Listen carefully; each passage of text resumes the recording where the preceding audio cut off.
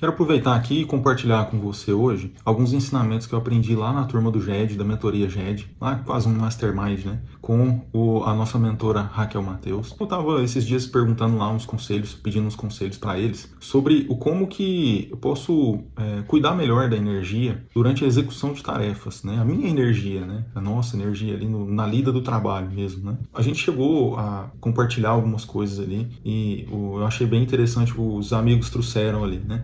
Então, e principalmente, eu fiz essa pergunta por conta também de um certo perfeccionismo que muitas vezes eu tenho, eu vejo que outras pessoas também têm, né? De ficar fazendo as coisas assim, muito minuciosamente, demora muito para fazer. Eu, por exemplo, demoro às vezes muito, às vezes não estou me sentindo inspirado, né? Para fazer um design, para fazer alguma coisa. Às vezes eu fico ali tentando selecionar uma boa música, tentando chegar num clima para poder, né, realmente fazer algo bem feito, né? Caprichado. Nem sempre é possível, né? Demorar muito tempo para fazer um trabalho, né? A gente tem muitas entregas, muitos clientes, né? E realmente ficar preso nisso é muito ruim, né? E às vezes eu sinto que também isso me drena muita energia num trabalho só e depois não consigo fluir de outros clientes, por exemplo. Dentro desse perfeccionismo, buscar perspectivas mais realistas e também como recuperar essa energia durante o dia. Quando a gente emprega muita energia em excesso numa tarefa só, a gente precisa identificar o que realmente precisa ser feito, né, em relação a um contexto geral. Tirar um tempo para ter uma visão macro da situação, do todo, né, numa dimensão de forma a observar o que a gente tem que fazer dentro da real dimensão, dentro do contexto geral, dentro do nosso dia como um todo, do nosso trabalho como um todo, né? Ou seja, aquilo que a gente vai fazer dentro dessa visão macro. E determinar, então, para isso, um tempo específico para realizar aquela tarefa e também determinar qual seria o aspecto ideal ou suficientemente bom de entrega, de resultado. E então, a partir dali, passar para uma próxima etapa. E isso pode ser em qualquer coisa, né, gente? Pode ser em qualquer área da sua vida, em qualquer trabalho.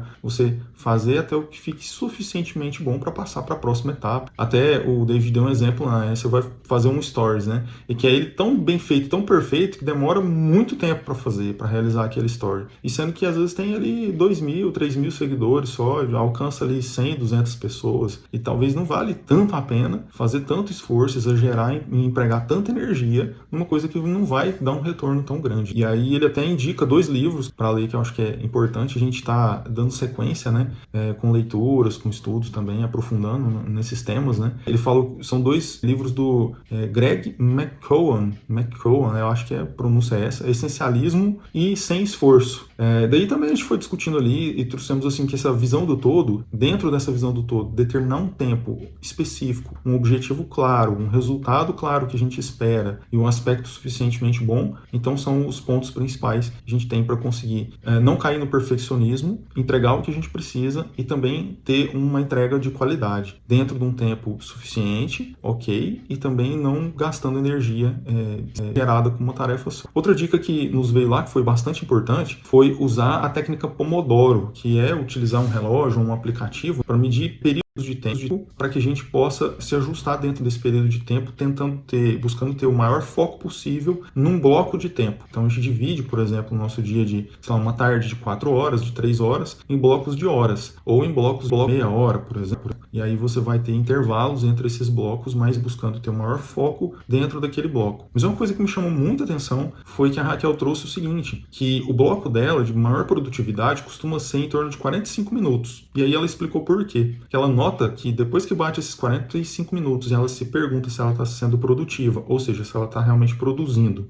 ou se ela está de alguma forma com foco na tarefa, ou no perfeccionismo, ou de alguma forma ali fazendo algo em excesso ou procrastinando, imagino que possa englobar a procrastinação. Ela percebe que muitas vezes o período de produtividade já está no finalzinho. Então, isso foi assim, uma virada de chave para mim. Eu acho que é muito importante a gente estar atento a isso. Qual que é o seu período de tempo que realmente você está sendo produtivo, com foco na execução e no resultado daquele suficientemente bom que você precisa entregar? Ou que você, às vezes, já passou, está ali em 1 hora e meia, 2 horas, você ainda está com foco, mas aquele foco está assim, minucioso demais, está custoso demais, está sendo sofrido, você fica dispersando a atenção para várias coisas, indo e voltando na tarefa. Então, ou seja, já não é foco mais, já não é produtividade mais. Então é melhor, às vezes, ter um período de tempo até menor, né? 40, 30 minutos, mas que você realmente consiga focar e ser produtivo produtivo, produtiva, e depois você tem seu intervalo, depois volta de novo naquele processo tentando ter mais outro bloco, outro período de tempo de produtividade. Então a gente cuidar para não esticar demais o tempo, com foco buscando a perfeição de uma tarefa e não a produtividade em si, né, o resultado em si. Então achei que é muito legal e fica essa dica, né, de fazer essa pergunta. Você está sendo produtivo ou você está se ocupando? Né? Então, ao eu fazer o meu bloco de produtividade, agora eu posso me perguntar, né, a partir daquele momento adiante eu estou sendo ainda produtivo, eu estou em flow, estou produzindo muito, em estado ali de entusiasmo, ou eu estou apenas me ocupando? E aí aquilo vai atrapalhar a execução de outras tarefas, de outros processos, de outros clientes. Então, trazer também esse estado de presença para o nosso trabalho, para o nosso dia a dia, do que a gente precisa realmente fazer, e também ter o tempo necessário, né, para descansar, para descontrair, para distrair. Então, a gente tem é igual a academia, né? Você tem um tempo de contração muscular, né, de pegar peso, de fazer força e de ter essa hipertrofia, essa contração, e depois você tem um tempo ali, que seria o certo, né, fazer às vezes um alongamento, uma massagem depois da academia, para ter essa descontração, ter esse relaxamento, né, para poder realmente ter os ganhos esperados e poder voltar para um próximo treino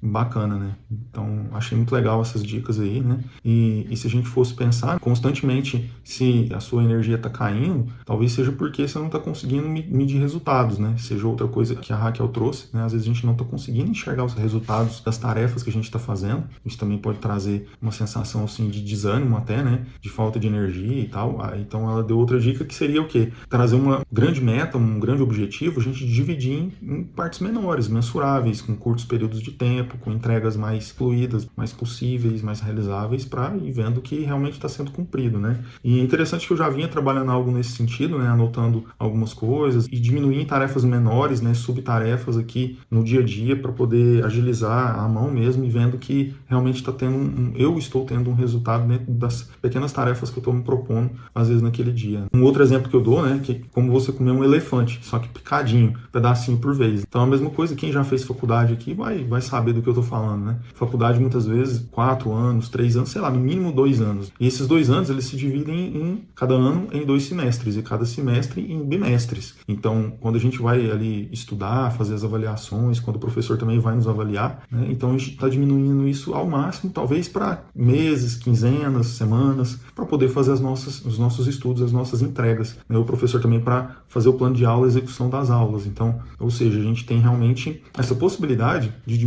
pegar uma meta grande, que é uma faculdade, talvez de 4, 5 anos, de diminuir em metas semanais. E aí você consegue alcançar, dali a 4 anos, ou no mínimo 2, a sua formatura na área que você quer. Aqui não vou entrar em detalhes de defender faculdade ou não, né? Enfim, acho que isso ficaria aqui para um outro ponto. Mas importante também, dentro disso, o fechamento disso tudo, na menor medida que tem, que é o dia. Então a gente fazer o planejamento diário, planejar realmente o próximo dia no dia anterior. Então eu estou fazendo o fechamento desse dia de hoje, já planejando o dia de amanhã, eu fazer o planejar a semana na sexta, ou no sábado, ou no domingo, para poder abrir a semana já organizado e fazer esses ajustes semanais, que a gente chamaria de sprint, aquela execução que você tem que fazer dentro de uma semana, separar já tempos ali para imprevistos, obviamente, para reuniões e tal, mas você ter as prioridades das quais você tem que fazer naqueles dias específicos, segunda, terça, quarta, e o tempo às vezes de fazer na segunda, a gente tem que ajustar para terça-feira, né? Não dá para jogar para outra semana. Então a gente sempre tem que deixar ali talvez alguns minutos ou até hora de brecha em cada dia para fazer alguns ajustes diante de algumas situações que podem sair do controle ou demorar mais tempo do que o previsto, ou ter mais tarefas no dia do que o previsto, mas a gente seguir essas prioridades e ir ajustando dia a dia, né?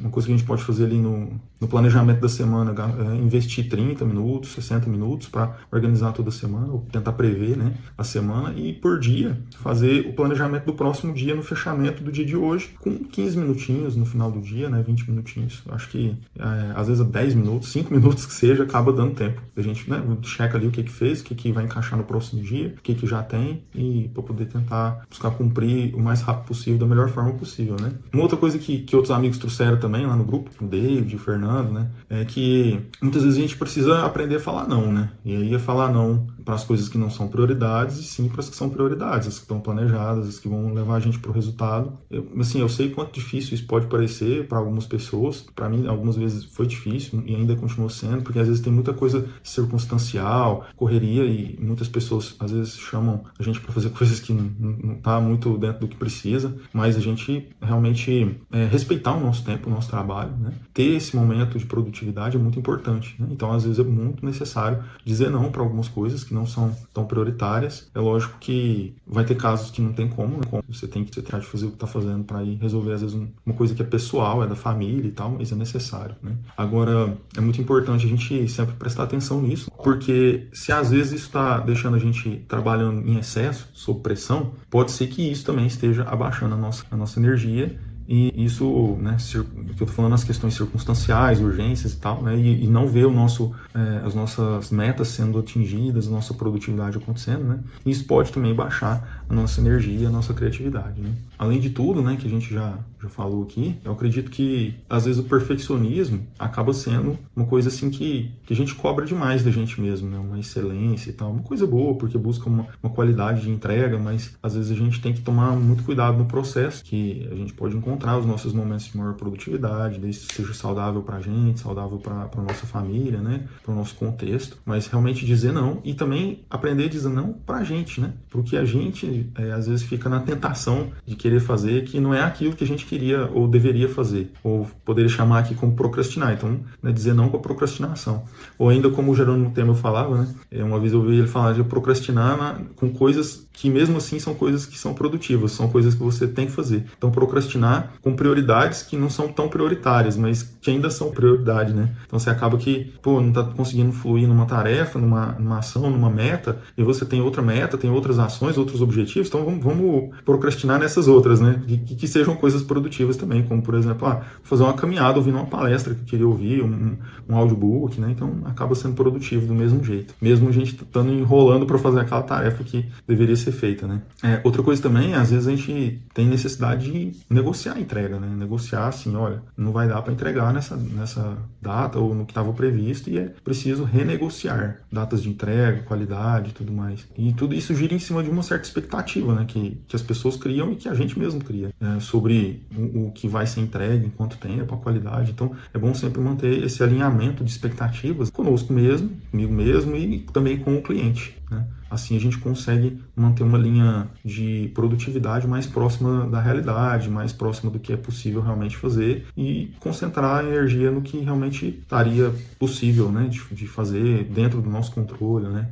E senão, cara, excesso de expectativa com certeza vai gerar ansiedade e isso vai também acabar drenando energia, né? E é bem complicado. Pode ser causa de vários problemas aí, né? Mas por hoje eu acho que fica aqui essas reflexões aí, né? Queria fechar aqui com a reflexão também de outra colega lá que alertou de uma forma muito, muito bacana, né? O quanto que é importante a gente também, apesar de todas as técnicas, apesar de todas as questões que a gente busca, objetivos pessoais, profissionais, né? Lembrar de Deus, lembrar, né, da espiritualidade, de Jesus e pessoas que a gente tem no nosso coração aí. Não sei qual nome que você dá, né? Mas como diz a Débora, né?